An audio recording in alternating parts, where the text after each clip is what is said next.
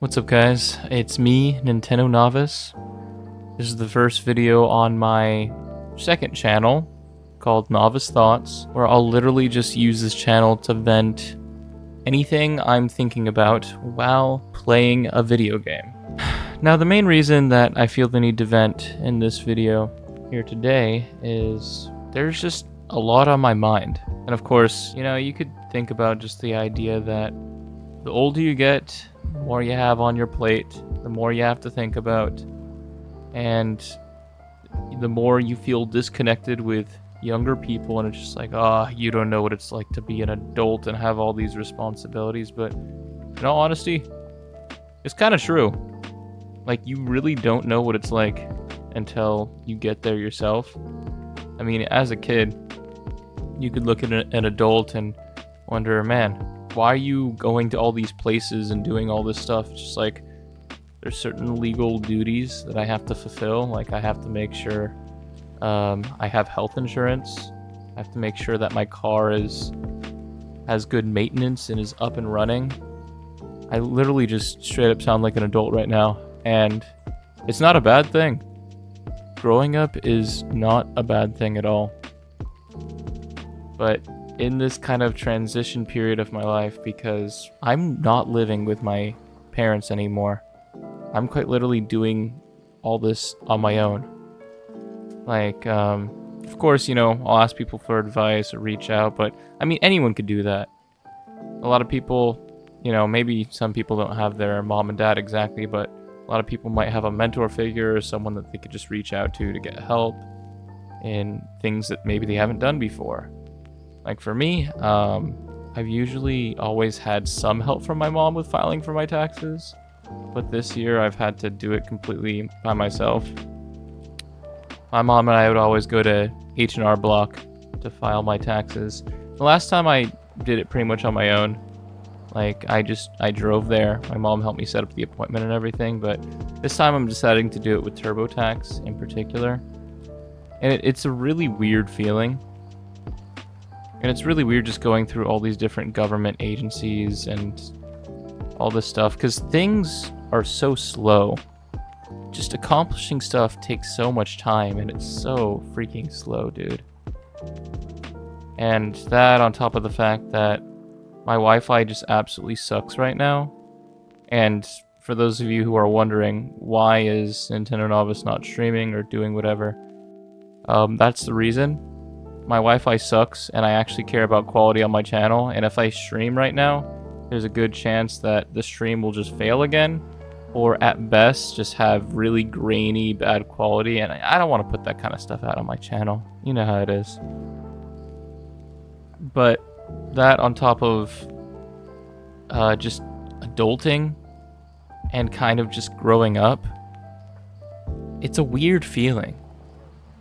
It's really strange. I see my values shifting. I see the way I see the world shifting.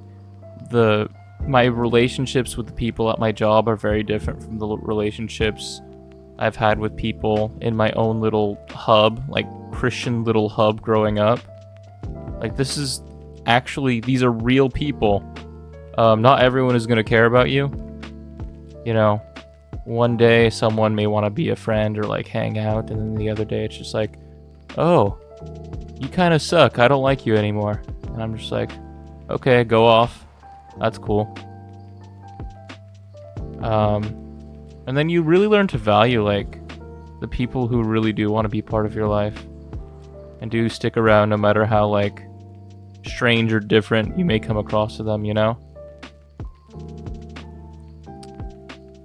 But I'm honestly learning to just adapt and cruise with it. It's not a bad thing. You learn to just appreciate the moment, appreciate the little things, appreciate the paycheck at the end of every other week, and manage your money, treat yourself a little bit, invest in going to the gym, trying to be healthy, trying to form meaningful relationships, like self-improvement.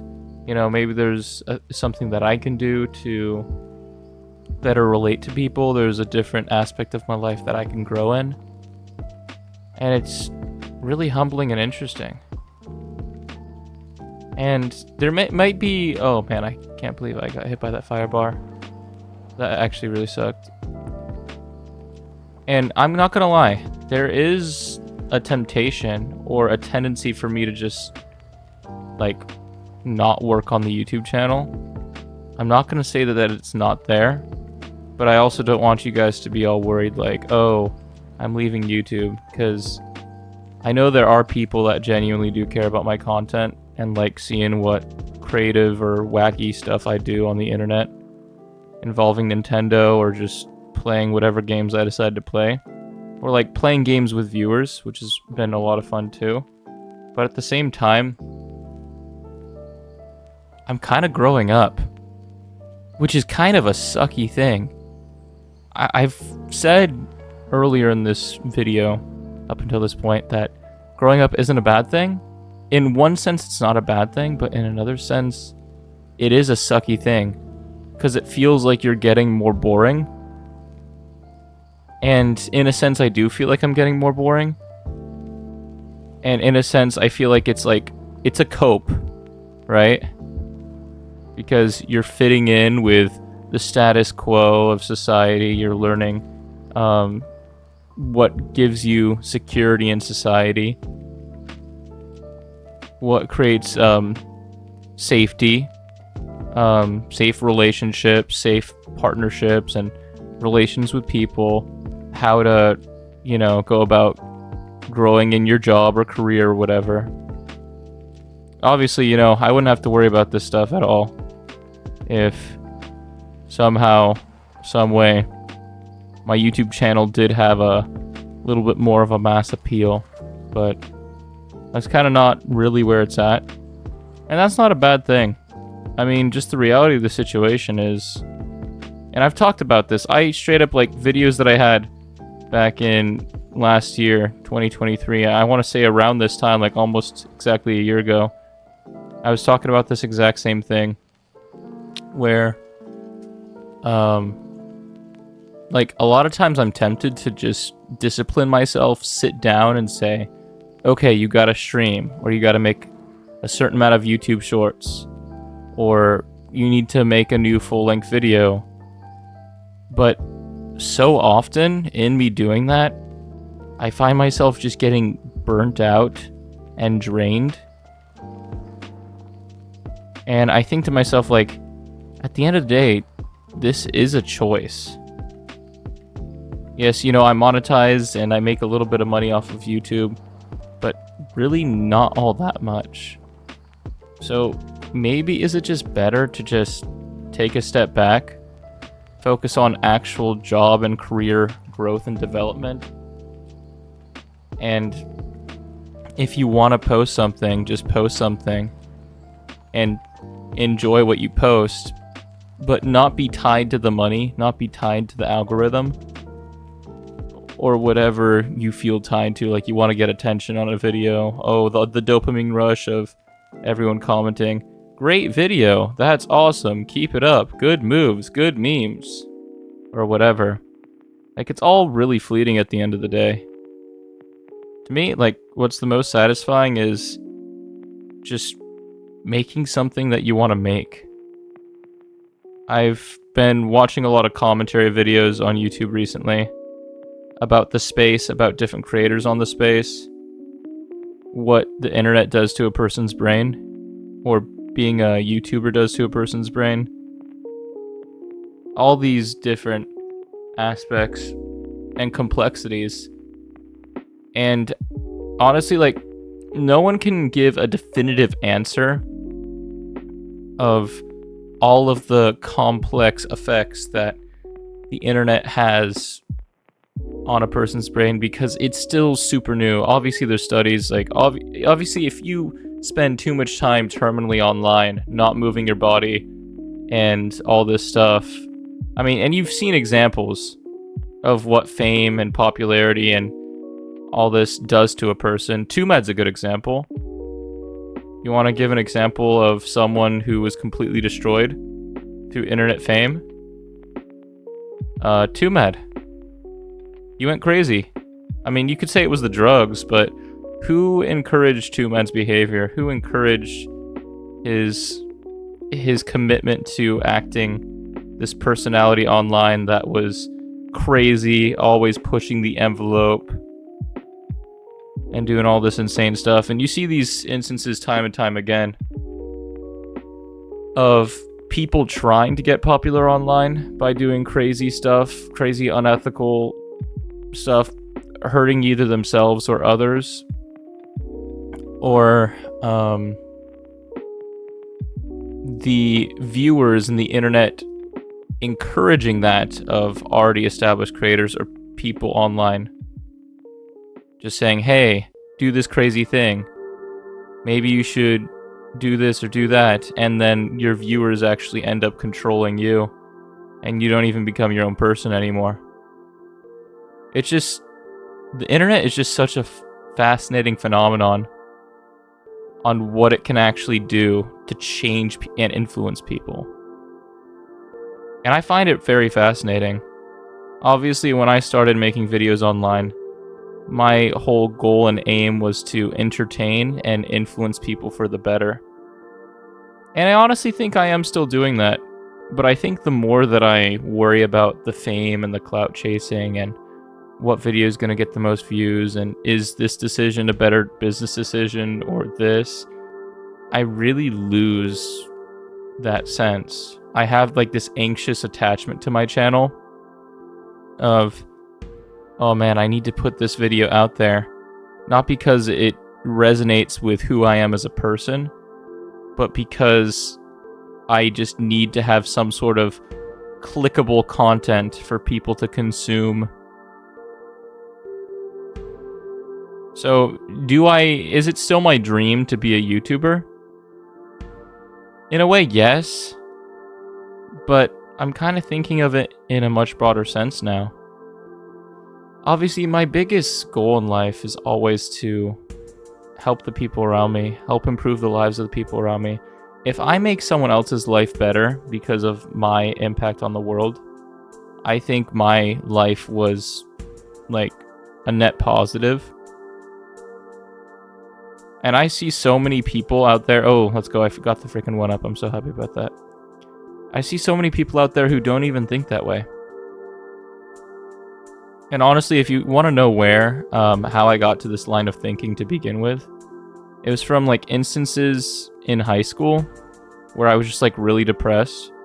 And I'm like, why am I even on this planet when there's just so much pain and suffering to experience on it? And then in those moments, I just thought to myself, hey, you know what? I made a person laugh. Or you know what? Something I did made a person feel better. Maybe I could do more of that. And just that thought kept me wanting to continue going. Because like at the end of the day, you have this life. You're not asked to be born. You're not asked to exist. And then you have society, social expectations, pressures, however you want to see life and what it asks of you. And then personally, you have motivations. Like, do I want to engage in this? Is it worth? And I was hoping I could do the infinite one-up glitch there, but alas, I've never been able to pull that off. I'm sure one day, though, I'll pull it off. You ask yourself, like, do I want to engage in this? Do I want to disengage in this? And everyone kind of has their own response at the end of the day. I know a guy who's just completely disconnected himself from life, and it just tries to act like the world around him doesn't exist, and just plays games on his phone constantly. He'll do the bare minimum to like continue living with his parents and appeasing the people around him so he could just continue to play games. But there's something inside of us that keeps driving us forward, pushing us to create, pushing us to connect and build together. Some people have more of it, some people have less of it. Some people, they develop it more as they get older. Most people at the end of the day end up kind of just losing this flame to create for the sake of just becoming a cog in the system. Which isn't necessarily a horrible thing. You're doing something, you're surviving, and you could find meaning in other things.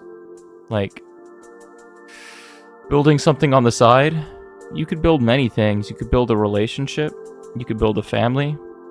You could create content online. There's many things that you could create, many forms of creation in this life, and there's a subjective sense of beauty in it. And some people develop these desires like, oh, I want to have a wife, I want to have a family. You know, maybe someone else wants to have that with me too. And you know, maybe someone else does want to have that with you. But when these desires come up inside of you, it creates potential for disappointment, failure, trial and error. Like my desire to have a successful YouTube channel. There's no guarantee at the beginning that it was going to be a success, right? Like there's no guarantee that anything is ever going to happen, but it's your willingness to push forward and continue to persist despite adversity and pushback that I think really makes you a strong person. Maybe there's definitely time to rethink your strategy or game plan. Like, hey, maybe, you know, I'm making all these YouTube videos, I've been doing it for a while, but I haven't been getting much traction. Is there something that maybe I'm doing or I can change in my content to make it a little bit more palatable while still remaining true to what I want the content to be? Sure, there's room for that. Or say, hey, you know, I want to get married one day and have a family. Is there something that I could do? Can I work on myself? Like, what does it take for a person to be in a healthy mind space to build a healthy, sustainable family? How do I attract a partner? What does a partner find attractive? And it gets you thinking in all these things. And attraction and social standards of beauty and all this stuff is like a whole nother topic, man. Don't even get me started with that.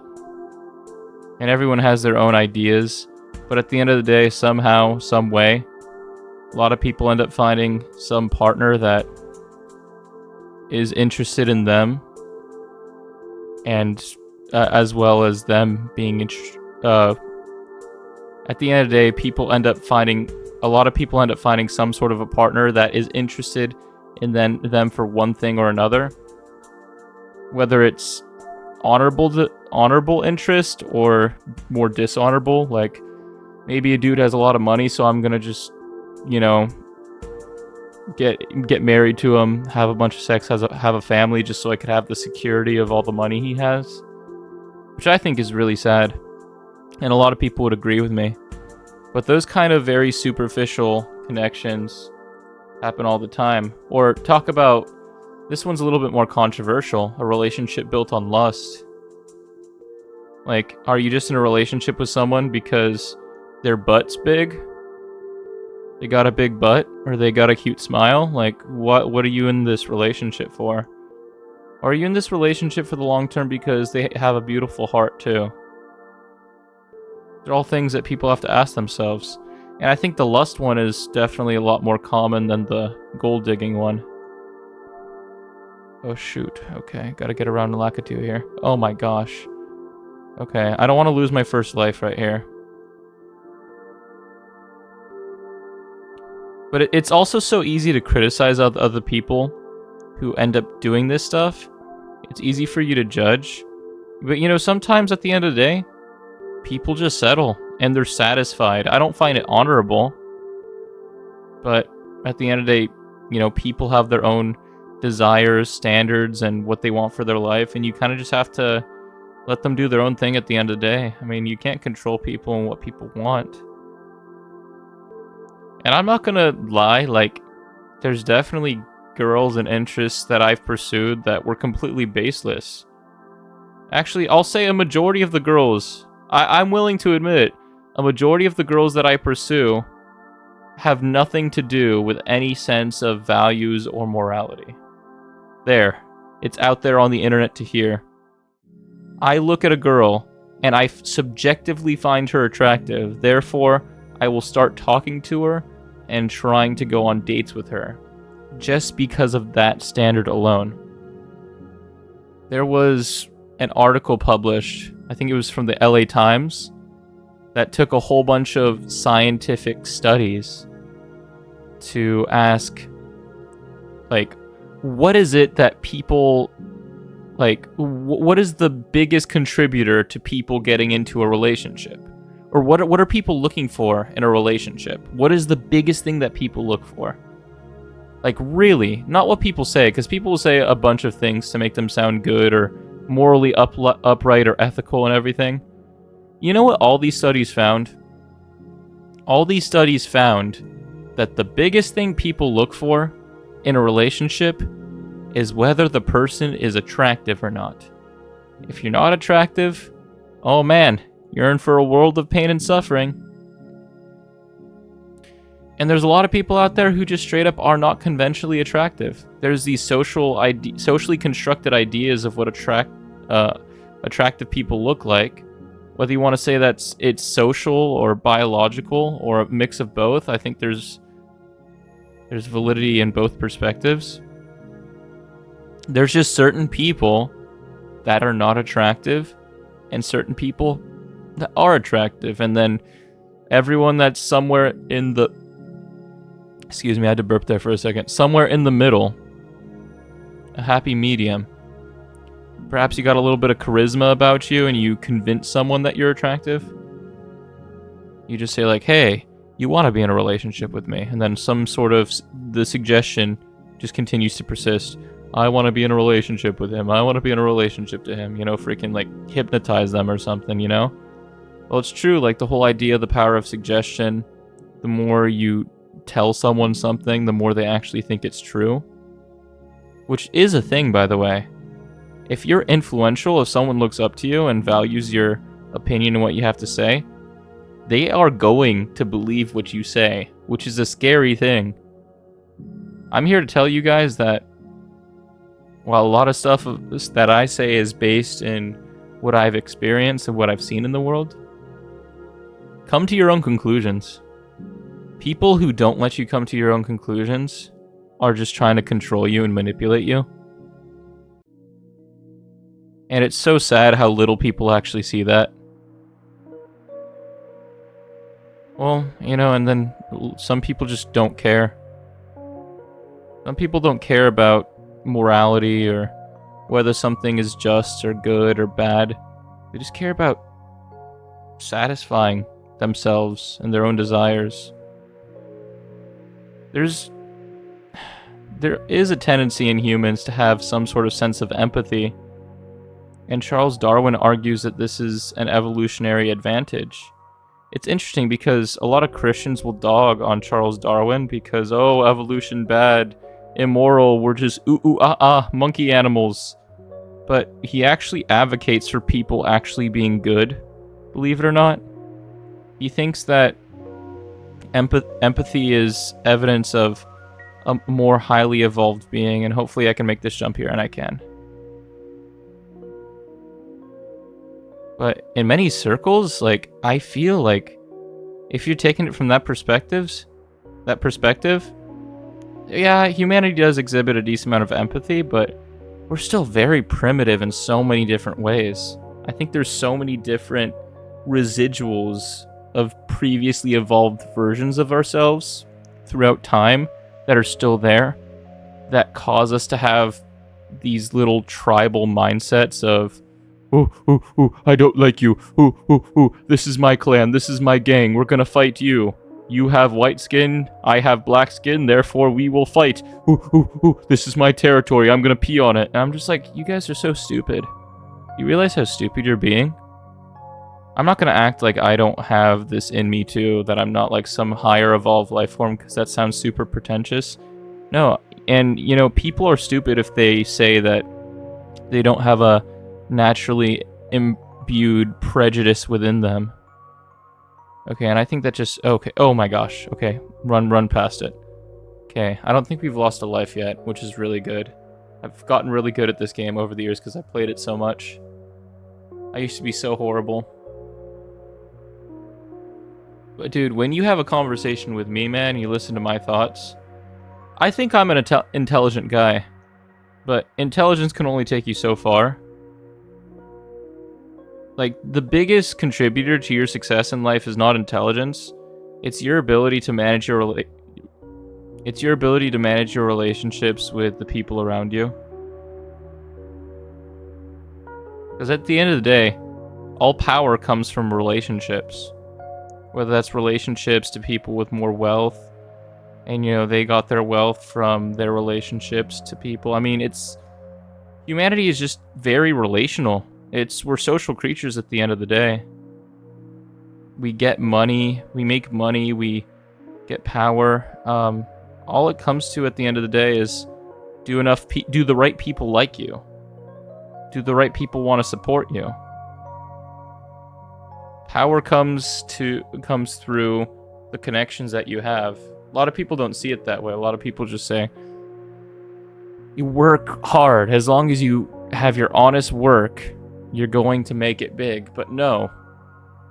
If you put in your honest work and people don't like you, or people don't want to employ you or support you or whatever it is, you're not going to get anywhere. You think you're actually going to get somewhere when no one wants to give you money or employment, a job, or anything? Everything is social. Everything is socially constructed in society. You think your role in society would exist without other people?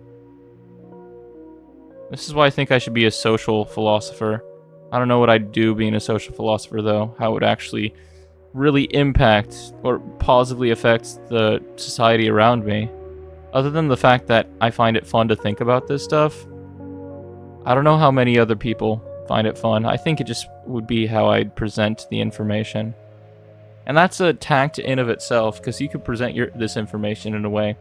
Like, say I'm talking about a Nintendo game, and that's my aesthetic or theme, and then I somehow attach the themes and aesthetic of that Nintendo game to some sort of life philosophy or idea.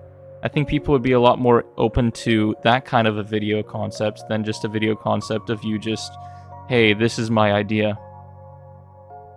Because we're also very, like, creative. We're into creativity, aesthetics. Like, for example, why is Spider-Man Across the Spider-Verse or Into the Spider-Verse? Why are those movies so incredibly acclaimed? I mean, you could say, like, oh, they're pretty good storylines, engaging characters, all this stuff, but it's all the aesthetics, it's the looks. It really revolutionized animation. Why do people care about that at the end of the day?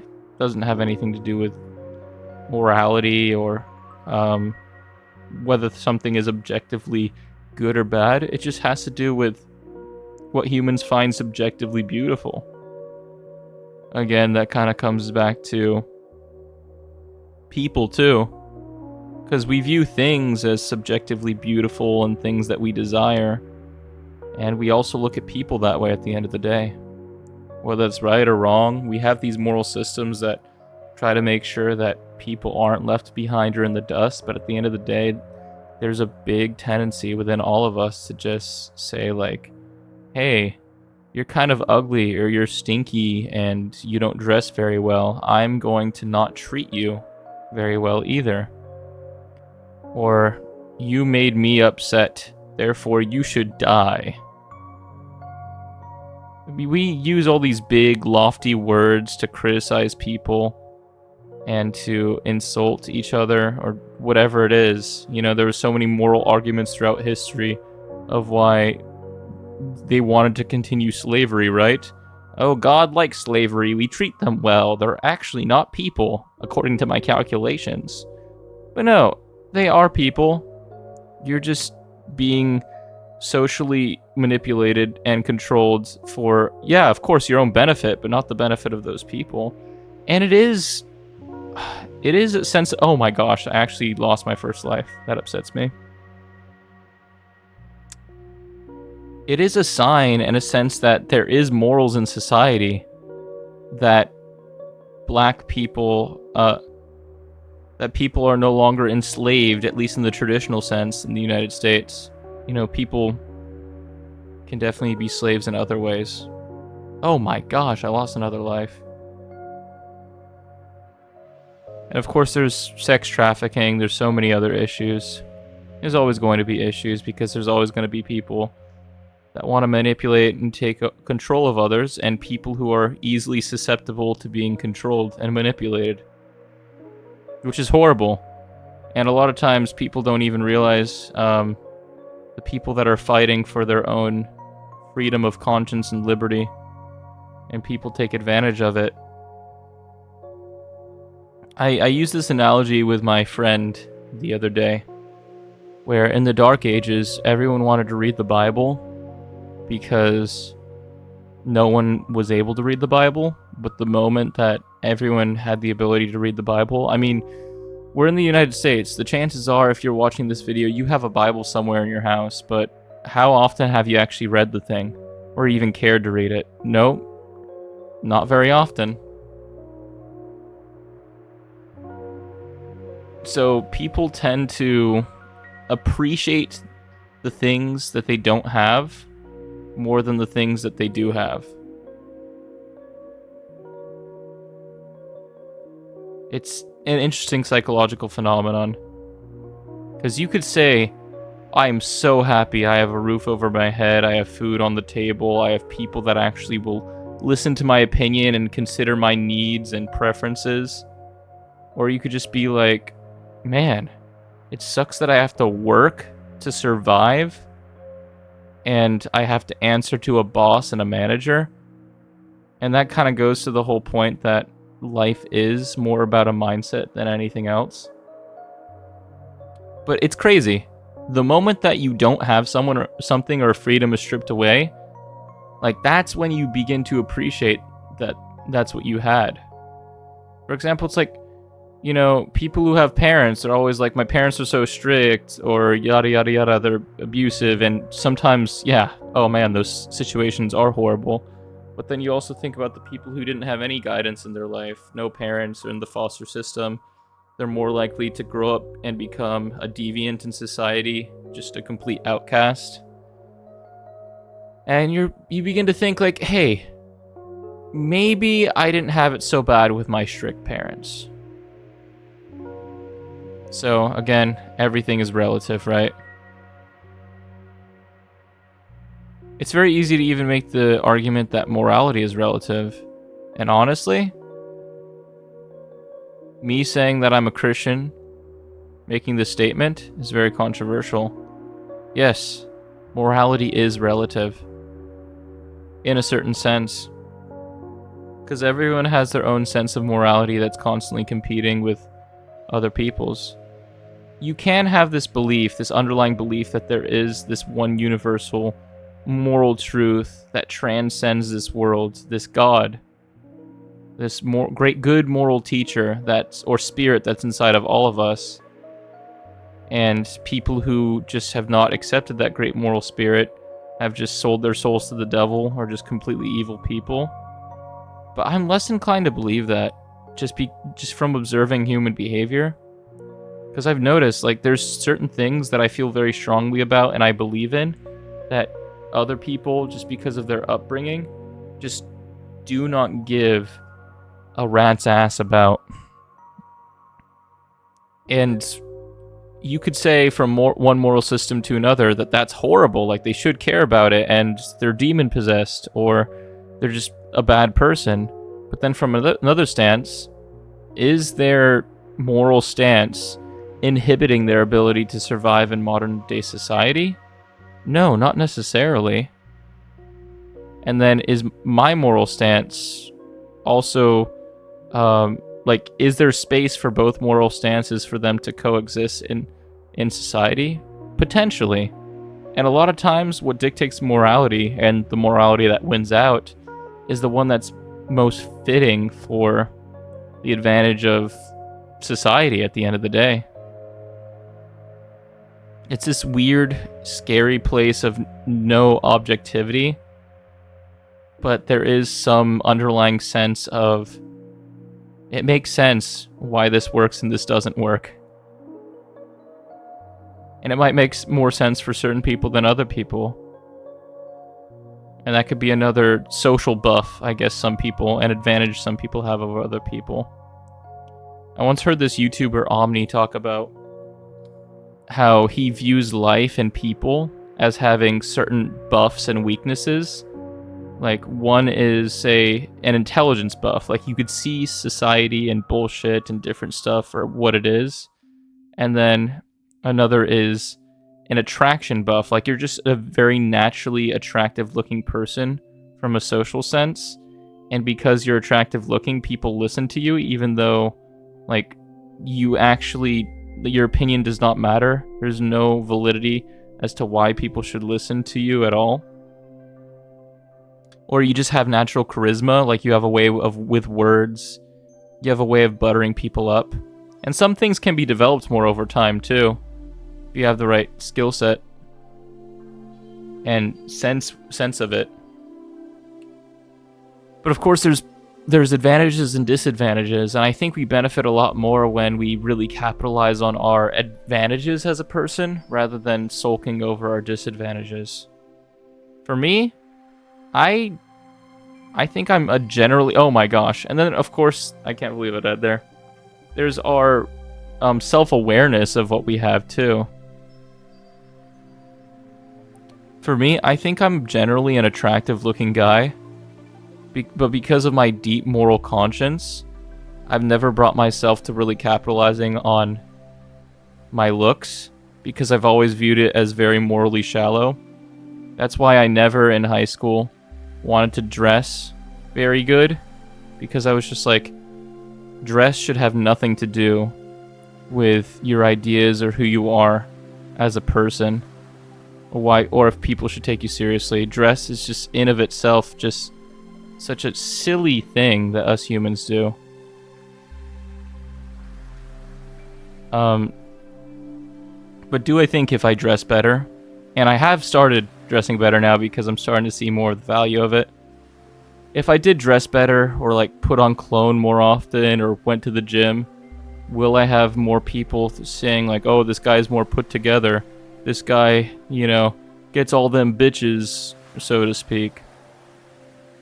Yeah, there's a much stronger chance that that will happen. I'm not denying that. And do I kind of want that? Yeah. So I think I'm going to start investing in that kind of stuff more too. It feels shallow, don't get me wrong at the end of the day, but then at the same sense, who's to say what's shallow and what's not shallow when you just live in a society where you just have goals that you're trying to accomplish and things that you value? I mean, at the end of the day, I think a person's sense of morality comes down to what they value. So, you know, you gotta weigh your pros and cons. Like, say if I find an attractive... Oh my gosh. I jumped at the wrong time and then I backed out. If you find an attractive woman and they're attracted to you, you're attracted to them, and the whole relationship is completely based on attraction, no sense of emotional intimacy or shared values or anything of the sort, you're not going to really get there in that relationship. Because at the end of the day, I mean, I know this just from personal experience and what everyone says with aging and marriage. You're just going to get to a point where the looks really matter a lot less than what the person actually contributes to the relationship. Like, if a person's just stupid and doesn't do anything, doesn't know how to clean up after themselves, doesn't know any practical skills, doesn't take into consideration your needs as a person, really even try, oh, that relationship's going down the gutter almost immediately. You better believe it is. That's destined for divorce. You know why? What my personal theory is on why the divorce rate's so high?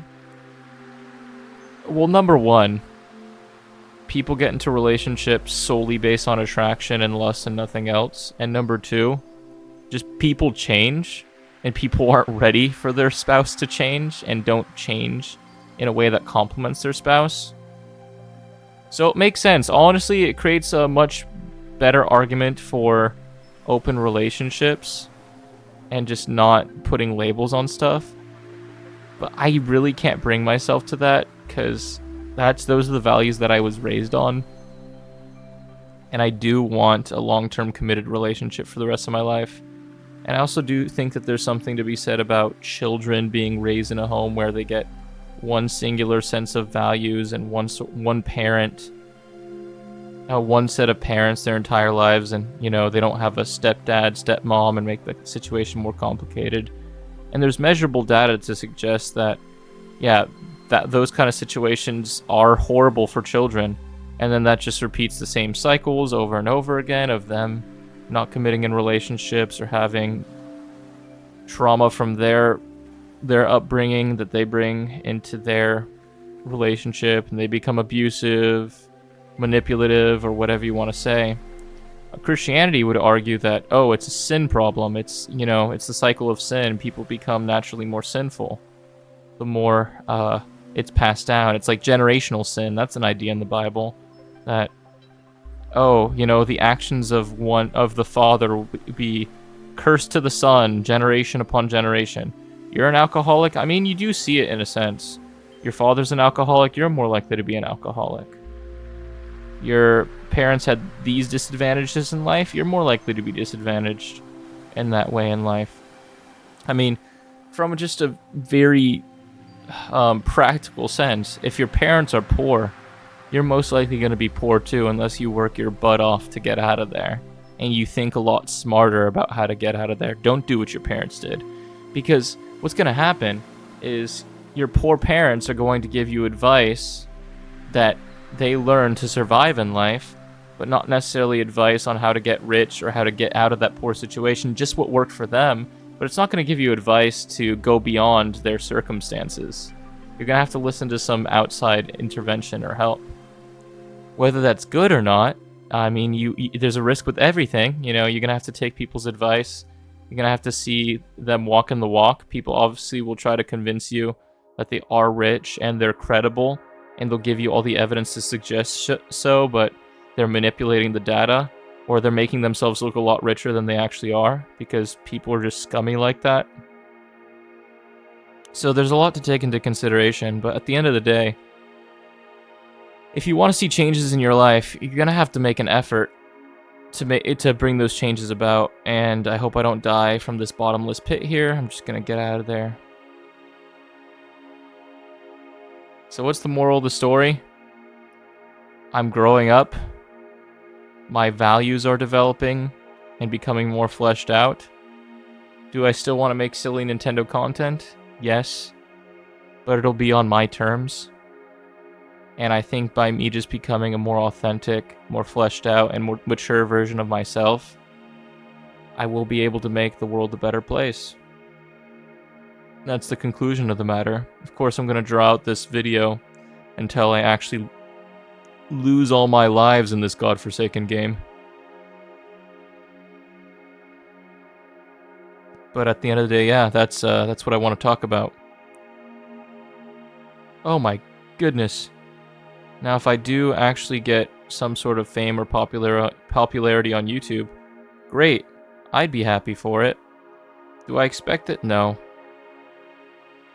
Because at the end of the day, I can just make a YouTube channel like a business where I just do what works, what doesn't work, be Mr. Beast, and, create really clickbaity thumbnails, grab the attention of the viewer and do all this stuff. But it just constrains my creativity as an individual and what I want to do, what I want to put out there. And there's obviously something to be said for you put effort into things to make it more aesthetically pleasing and palatable to the audience. And yes, when I do have a really important message that I want to get across, I will want to use good visuals, good editing, and etc. to accomplish that. And I think I did the path right. Or is it bottom, middle, top? Oh man. Okay, I did the first part. I hate these castles where you just have to figure out the pattern. I was talking to someone the other day, and they thought that they only did that in Mario Bros. 3, and I was like, nope, no, my friend. They also do that in this one, and I got this path wrong too. Ooh, man, I almost missed that. I'll go top, top, top. No. So, top, bottom, middle. Oh, shoot. Oh, I died. That's fun. Yeah, these are my least favorite part of this game. And Nintendo has this in a lot of their games. Well, I don't want to say a lot of the games, but they're heavy hitters from the NES. Did I do top, bottom, middle for the first one? I mean top, middle, bottom for the first one? No, bottom, middle, top. That's what it is.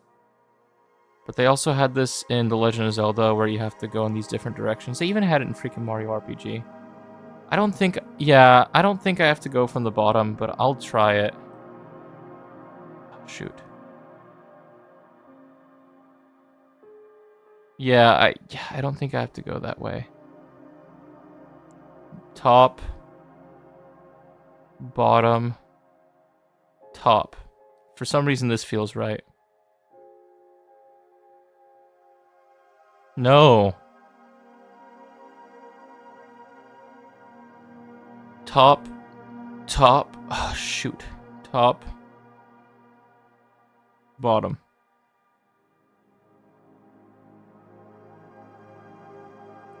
Top, middle. Oh shoot. Top, middle, bottom. Oh, I did it. Top, middle, top. Top, middle, top was it. Oh, that's cool. I don't know if I'll actually be able to get past Bowser here with all those hammers. Probably running underneath him is my best bet. Oh, shoot. Oh, shoot. I got hit by the fireball, too. I may lose all my lives in this castle, but at least I got the pattern. I actually think I'll be able to get past it. It's going to take a few attempts. Okay. It was a bottom, middle, top. Bottom, middle, top, then top, middle, top. Top, middle, top. Okay, I'm learning, people. This is progress. Top, middle, top. There we go. Dude, see? And this is like life, you know? You always try and... Oh, shoot. I thought I could just jump right over him. Right as the hammers flew, but no, unfortunately not. Trial and error. Trial and error. That's the constant cycle of life. Man, that fireball got me. That sucks. But yeah, I do want to do still fun stuff for the community. If I do still have some sort of a community that wants to watch it and be a part of it, I'd love to put on a talentless talent show. Again, that was super fun. And continue to do live streams where I play games with you guys because you guys are genuinely fun and you add a lot of value to my life.